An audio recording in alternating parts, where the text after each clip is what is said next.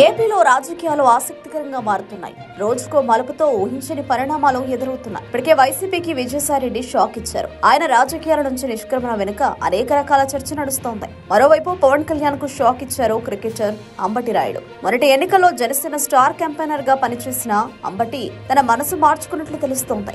BJP వైపు చూస్తున్నట్లు ప్రచారం నడుస్తోంది. బీజేపీతో పాటు అనుబంధ సంస్థల కార్యక్రమాల్లో చురుగ్గా పాల్గొంటున్నారు అంబటి రాయుడు. దీంతో ఆయన బీజేపీలో చేరవచ్చు అన్న ప్రచారం నడుస్తోంది. అదే జరిగితే పవన్ కళ్యాణ్ కు షాక్ తప్పేలా లేదు. క్రికెట్ కెరీర్ ను కొనసాగిస్తూ వస్తున్న అంబటి రాయుడు గత వైసీపీ ప్రభుత్వ హయాంలో సీఎం జగన్మోహన్ రెడ్డిని ప్రశంసలతో ముంచెత్తారు. దీంతో అంబటి రాయుడును స్వయంగా పిలిపించుకున్న జగన్ అభినందనలు తెలిపారు. వైసీపీలోకి ఆహ్వానించారు. అయితే క్రికెట్ కెరీర్ కు గుడ్ బై చెప్పి వైసీపీ కండువ కప్పుకున్నారు అంబటి రాయుడు. కానీ ఇలా వైసీపీకి వెళ్లిన కొద్ది రోజుల్లోనే ఆయన యూటర్న్ తీసుకున్నారు. వైసీపీలో ఉండలేనని తేల్చి చెప్పారు. అనంతరం పవన్ కళ్యాణ్ కలిసి అందరినీ ఆశ్చర్యపరిచారు. పవన్ నాయకత్వంలో పనిచేయాలని ఉందని వ్యాఖ్యానించారు. దీనిపై సంతృప్తి వ్యక్తం చేసిన పవన్ అంబటి రాయుడు సేవలను వినియోగించుకుంటామని చెప్పారు. సార్వత్రిక ఎన్నికల్లో జనసేన స్టార్ క్యాంపెయినర్ గా అంబటి రాయుడును నియమించారు పవన్ కళ్యాణ్.